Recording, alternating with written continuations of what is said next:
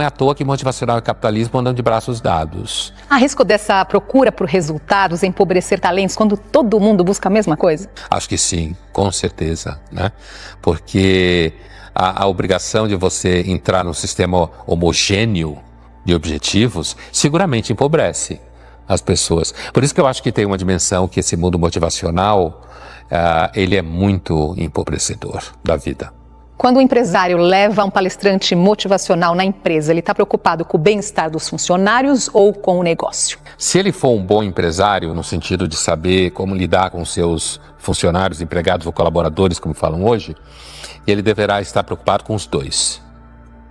Porque quando você tem um grupo de pessoas que trabalham numa empresa e você tem um bom ambiente, é uma chance que isso se desdobre em melhores resultados. Agora a gente já colocou aqui que tem muita coisa boa nesse meio também, que nesses momentos pode te dar um insight, uma luz que te faz mudar o rumo, né? Então, o que é muito bom. Como algumas pessoas falaram aqui dos entrevistados, né? Em determinados momentos da vida, você de repente pode escutar alguma coisa que alguém fala e você não tinha pensado, né? E pelo fato da pessoa falar aquilo, de repente você diz, olha, não é que é o plim, né, sentido? que faltava, né? Então assim, sem dúvida nenhuma, nós seres humanos precisamos de muita ajuda, o tempo todo. Porque o que nos falta? Nos falta a capacidade de lidar com a imensidão de estímulos que a gente tem na vida, né? Entre outras milhares de coisas, a gente não tem capacidade cognitiva suficiente, não tem capacidade volitiva suficiente. Capacidade volitiva é vontade, que é justamente onde o motivacional age. É na nossa vontade, mover você, né? E, portanto, a possibilidade de que alguém vai dizer alguma coisa para você que vai lhe despertar, sempre é possível.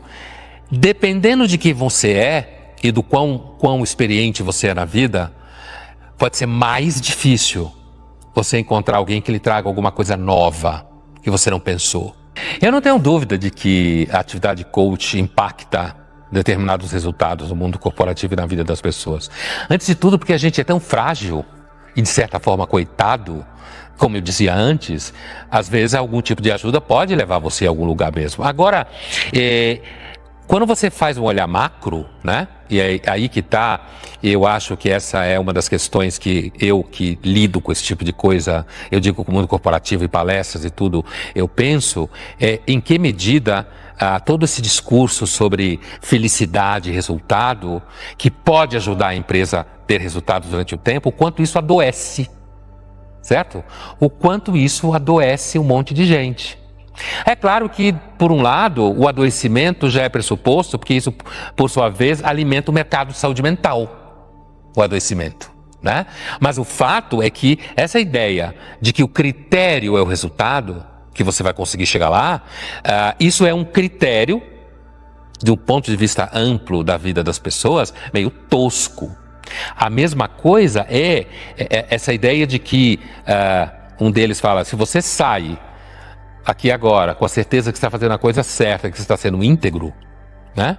Eu acho especialmente interessante essa coisa de íntegro, porque é uma das coisas mais difíceis da vida você ser íntegro, principalmente quando você está no mercado de trabalho competitivo. Todo mundo que não mente sabe disso, certo? Mas, no entanto, uma das coisas que se vende nesse mundo do coach e do motivacional é essa pitadinha de ética.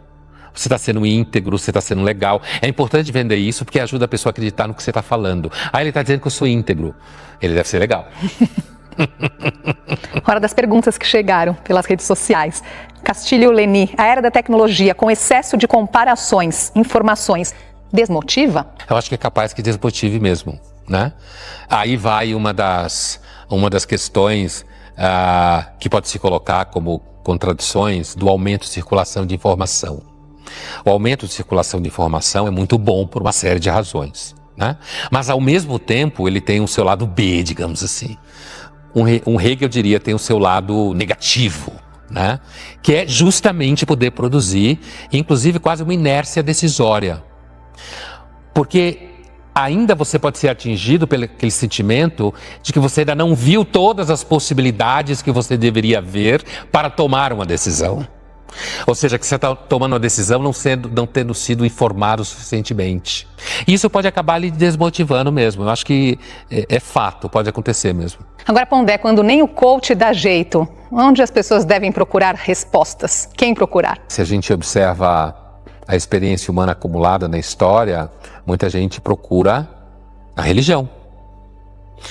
A religião, digamos assim, é o território da experiência humana mais antiga no negócio de ajudar os outros. É claro que tem guerra, porque aí vem aquele cara anticlerical chato, diz, tem guerra. É claro que tem. Religião é invenção humana, portanto é a nossa cara. A gente tanto faz o bem quanto a gente faz o mal, né? Não vamos simplificando a coisa. Mas, muitas vezes, as pessoas procuram religião. É muito interessante, inclusive, porque hoje você tem cruzamento, por exemplo, de pastores com coach. Eu diria que um outro campo que muita gente busca é o campo de todo tipo de droga. Estou falando de droga lícita, né?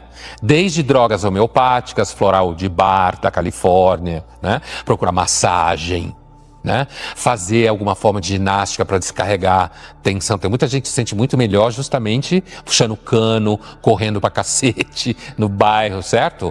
Ou tomando remédio mesmo de farmacêutica, né? A vida é difícil, sempre foi, continua sendo e sempre será. E a gente lança mão do que dá para enfrentar o dia a dia. Algumas pessoas lançam mão de coisas ruins, infelizmente. Hoje aí essa cobrança excessiva para o metas, não é? Por metas, resultados, e muitas pessoas acabam adoecendo. Tem dados sobre isso aqui, um da Associação de Medicina do Trabalho, mostrando que 30% dos brasileiros sofrem de burnout, que é o estresse crônico causado pelo ritmo de trabalho. Quando é que essa busca por metas pode adoecer? Eu acho que é justamente uma das coisas que muitos palestrantes dizem conhecer, é onde está o equilíbrio disso daí, né? Porque eu não tenho dúvida que tem pessoas que passam por burnout. É claro que existem muitos críticos que falam que é doença de rico, né?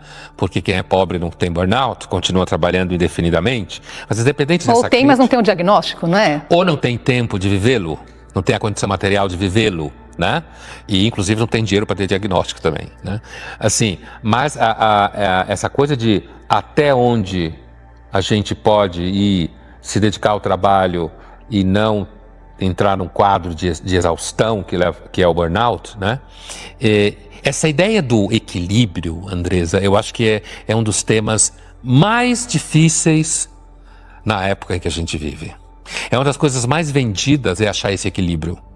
Eu não acho que esse equilíbrio é fácil. Eu acho que esse ponto de equilíbrio depende de muitas variáveis, a começar da personalidade. Temperamento, é destino. Talvez você seja uma pessoa que tem um temperamento tal que você seja naturalmente mais indiferente ao que pensam sobre você, certo? Indiferente ao que falam sobre você. Você pode ser simplesmente mais inteligente, mais capaz de lidar com mais variáveis ao mesmo tempo do que os outros, né?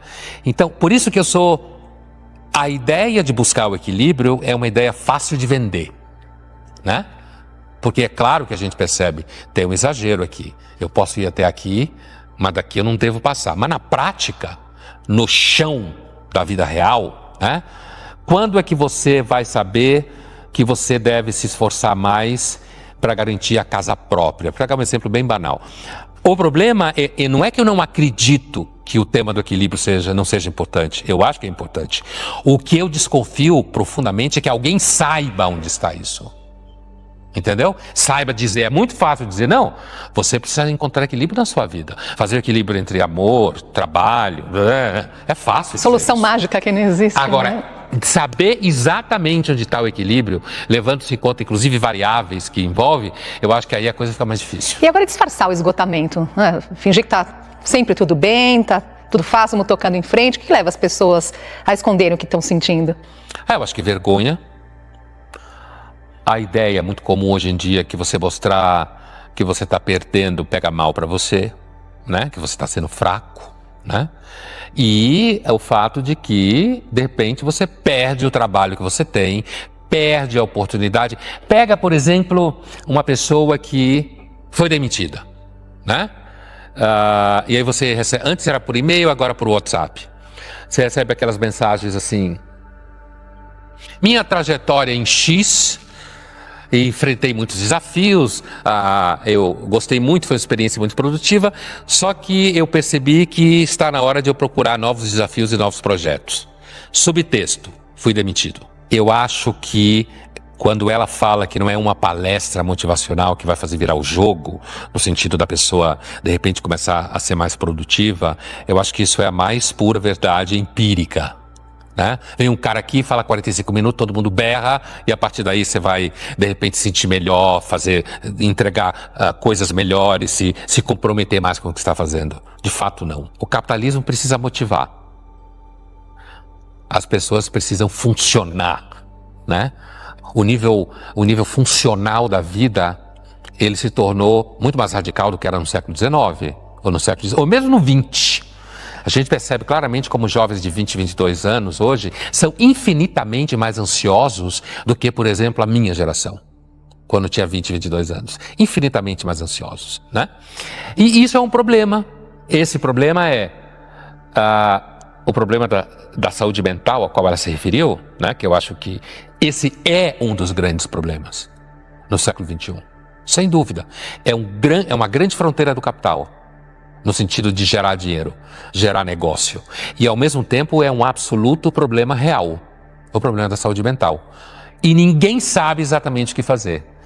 Porque as pessoas que trabalham nesse mercado, elas normalmente trabalham fazendo uma espécie assim de controle de danos. Entendeu? Controle de danos. Tem adoecimento aqui, tem muito estresse ali, então eu vou contratar alguém que toca nesse assunto, que tem uma ideia tal, que escreveu um livro sobre isso, mas isso é tudo controle de danos. Não é prevenção, né? Não é prevenção, porque